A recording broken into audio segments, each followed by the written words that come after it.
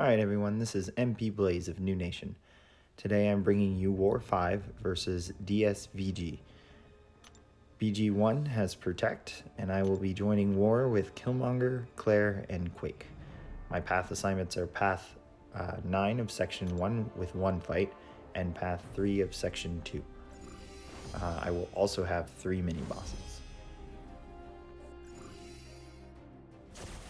Alright, so moving right along. We're in a 6-hour boost, and our boosts are going to cover us for all 7 fights this war. I'm taking this Nova on Path 9, Node 1, the Hazard Shift node, or one of the Hazard Shift nodes, and I am going to Quake and Shake the fight. Now, her concussion doesn't stop the Nova charges from building when he dashes, but it does stop his power gain from dashing. So you'll see a lot of his buff abilities show up, such as the Fury and the Unblockable buff, but we won't have to worry about him throwing specials. So it's a nice workaround to this node. You do not want to Quake and Bake it, especially since eventually he will get an unblockable buff. And you'll actually see it here near the end. There it is.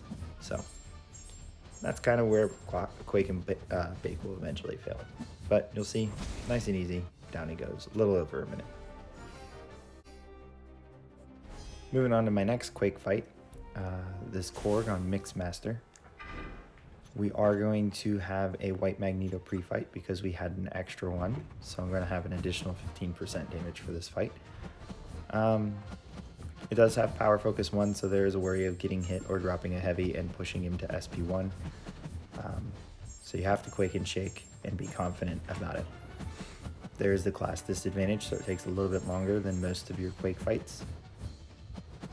But overall, still a pretty safe fight. Korg's animations are somewhat slower than most, so it can kind of feel a little robotic through the fight.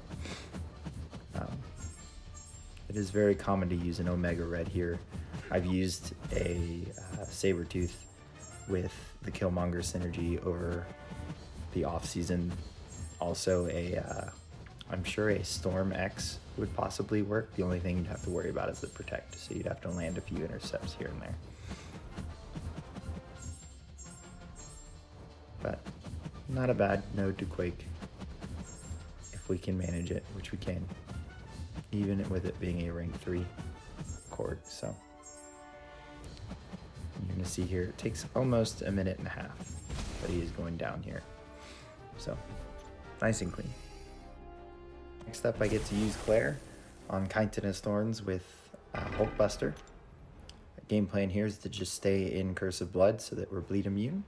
Spam SB2 so we will get some healing off of it, and we will nullify / prevent his armor up buff so that our offensive abilities will continue working. I do have max MD, so every time that armor up buff gets nullified, I do gain a burst of power, so it'll make the fight a little bit quicker because I'll throw off more SB2s than I would if I didn't have it. Only worry here is possibly triggering protection, but she doesn't seem to crit as much with her SB2 when in blood. You'll see there every hit, not one crit. So not too much of a worry about triggering Protect. So it's just aggressively attacking him when he's below a bar of power. When he's at a bar of power and just shy of his SP2, baiting SP1 and making sure not to take the unblockable hit. Now, if we do have the buff immunity up, then it won't be unblockable because that buff won't trigger. If anything, it'll give us power from the buff immunity. So it is the one nice thing about Claire. Anything that the defender is immune to, you will gain power off of. So we're at about a minute, and he's halfway down, and we look like we haven't even taken a hit. The armor break debuff is healing us a little bit as well from low power. Now that one crit quite a bit, but it's that last hit that if it crits, it's big enough to cause Protect or trigger Protect. So I believe with this next one I do trigger Protect, but it's pretty much over and he's at 3%, and there it is. So it's not going to affect the fight at all. So quite easy. Moving on. We're going to take this Doc Ock and we're going to Quake it. I'm going to speed the video up. It's just a Quake and Shake fight. The node is Explosive Personality, but that's not an issue since we're Quaking it. We're just completely bypassing the node, not worried about it.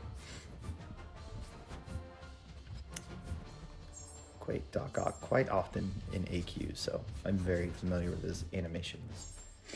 He can be very quick. But as long as you practice, you can take it without a problem.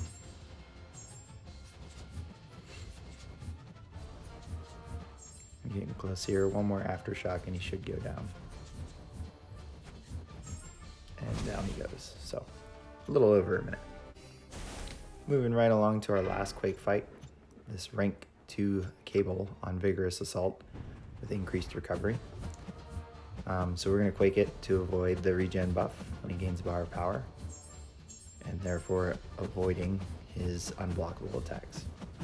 A Warlock could take it, however if he does gain a regen buff and he happens to have SP1, it's going to be hard to block to push him to SP2 or even block any part of the SP1 if he decides to throw it. So it's just a little safer to just Quake and shake it if you can. Even though we won't heal from the regen buff, the fact that he still has the regen buff is what triggers the unblockable, so a lot of times heal block isn't enough. And you'll see here we're about 1.5 minutes in, a little over it. He's very close, about one more aftershock and he's done. And down he goes, so easy peasy. Okay, moving right along to the reason I brought Claire, and it's for this Annihilus on Stun Reflection and Polka Dot Power. I have taken this fight before, so I wasn't too worried about it. However, it was the only fight this war that I was semi-worried about, just because of how challenging the node can be and how challenging Annihilus or Stubborn he can be. So I'm going to freeze it, talk about game plan and with his abilities and where my openings are going to be. My plan is to light intercept him, light step back intercept. What that means is dash back when he throws a medium or an attack at me and immediately retaliate with a light. And to use that to create an opening to nullify his rod and also switch into the next curse. With his rod down, I'll be able to block without having to worry about obliterating strikes, and therefore beta heavy, which creates another opening for me to switch into Hellfire, which is the curse I want to stay in for the most amount of damage. Once I'm there, find another opening or bait the SP1 if he's already there and land an Incinerate and nullify the rod again so that I can parry and start throwing attacks and just lay on the damage with her SP2. So you'll see here at the start, he actually backs off, but luckily he does 2 blocked hits, a medium, without throwing the strike. So we got lucky there. We switched into Curse of Plague. Now we're switching into Hellfire. He doesn't have the rod up, so we can block. Didn't place debuffs, and now we have SP2 when we throw it. So this will keep the rod down, which means I can pretty much take blocked hits without even worrying about any obliterating strikes. And it's just now build power to SP2 rinse and repeat. He's very aggressive with his SP1s, so I don't have to worry about it. And you'll see there I tried to end it a little bit early and even switched out of Curse of Hellfire accidentally and threw the SP1. But he went down. He was close to death anyways. It wasn't a big deal. So I did have Mystic combat power boosts on there, just so that I can get some power back with every SP2, since the combat power rate on that node is 0 due to Polka Dot Power. Okay, moving right along to our last fight this war, and it's this Modok on Brute Force. I'm not worried about this fight. I've taken Modok plenty of times with a unduped rank 2 Killmonger when the global was Stubborn, so I'm very comfortable with this fight. I always stick to the game plan, and you're going to see it here at the start, so I'll talk through it, where the goal is to use your parries or bait out a heavy to push Modok to SP1. Once he gets to SP1, we bait out the SP1, and then we get the True Strike. Once we have the True Strike, we're just going to town on him. I do like to do medium, light, and back off so that he comes at me instead of immediately throwing a heavy if I decide to go medium, light, hold a block. You'll see I throw SP1 so that I have these unstoppable charges so that I can counter punch. So as soon as I have those unstoppable charges, instead of just backing off the beta heavy, I back off to take a block hit to immediately intercept. The reason I continue with this rotation is just because if I do accidentally trigger protect, with this rotation, I can easily remove protect instead of having to wait for a forced intercept if I had built to SB2 or SB3 to remove it before doing some real damage. And it's just to keep the protect off, so to keep it from being getting out of hand. And you'll see, not too stressed. It's a little over a minute. He's below 25%. So as I said before, I'm just really comfortable with this fight. And he's almost there. This will probably be it. And down he goes. So that was the end of my war. Pretty easy, pretty straightforward. My BG, we did get our second deathless war of the season. So second donut. And as an alliance, we actually won 5-1. So we almost had that perfect war. We were so close. We are now 4-1 on the season. Thanks for stopping by and watching. Yeah, if you want to keep an eye or an ear out for the next one, hit the subscribe button or follow me on Twitter. All right, so here's some bonus Tigra play. I took path 8 in the off season in section 1 because there was a Hyperion on the second node, and with buff imbalance, I wanted to see how she'd handle it. So she doesn't truly nullify, especially without the Jabari Panther synergy. There's not a risk on this first one of triggering return policy, and we actually keep every one of the Fury stacks, or most of them, on Aegon out. We also, because every time one would trigger with every contact hit, increase the amount of ruptures throughout this fight. And you'll see I'm not trying to be too fancy here.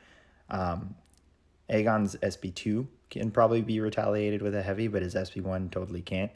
So I'm just keeping him against the wall and throwing SB1, and you see I'm not taking a lot of damage at all. I'm not boosted here, and Aegon's going down pretty easy. Now he does have suicides, that helps a little bit.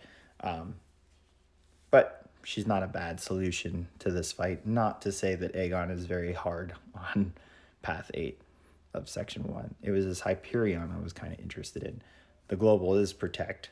She doesn't trigger protect because most of that damage is secondary from the bonus rupture damage.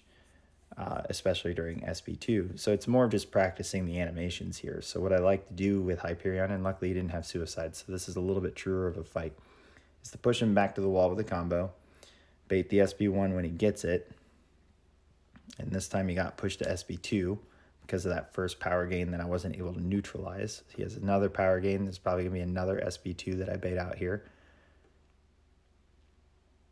So hopefully we get to the point where we can fire off or get him firing off SB1s. So there's one there. I was too far away. So now I've got him against the wall, neutralizes up so that he doesn't have the power gain. So now throw the SB1 so that I get both senses up. Now here's where I'm trying to lock him against the wall and just bully him. So now we can block this first hit of the SB1 and then charge the heavy for the laser. We're at SB2, get the unblockable hit, and we're just laying on the damage here. And down he goes. So it was nice and smooth. Didn't trigger protect. Didn't take much damage at all. We played it slow at the start. This next fight I was really curious about, and it's Apocalypse on Mixmaster. So the important thing here is to just alternate these basic attacks so that we don't trigger and evade. And I wanted to see how that would work. So what I like to do is medium light. I know most people like to do medium light medium. Reason I don't like to do that is because if I do end with a medium and then I bait out an SB1 and they throw it because it is power focus 1, I have to retaliate that with a medium if I want that easy opening. But my last basic attack was a medium, so they will evade. So for the most part, I like medium light so that I can retaliate specials pretty easily. But the biggest thing is I wanted to work on this SB1 retaliate with a heavy with Tigra because I wanted to get this practice in and see if I could take an Apoco in a real war, if worse came to worse where I couldn't take an Apoco boss with G99 or Void. So, get him firing SB1s here. Locking him against the wall. There's no fear of retaliation there when my first two heavies swings miss, because he has a slow recovery from his SB1. Just throwing SB1s against the wall. I don't think we reach an SB2 for this fight. It's close enough with the spacing there for all 3 hits to work out. It does help that I can parry the node. And power focus 1 means I'm not going to throw that many hits to where he doesn't reach SP1. And I threw that one close knowing that I'd back off unblockable with the second half, and down he goes. So it was nice. It actually worked out. I didn't trigger evade, so I was just smart about my rotation, but went pretty well.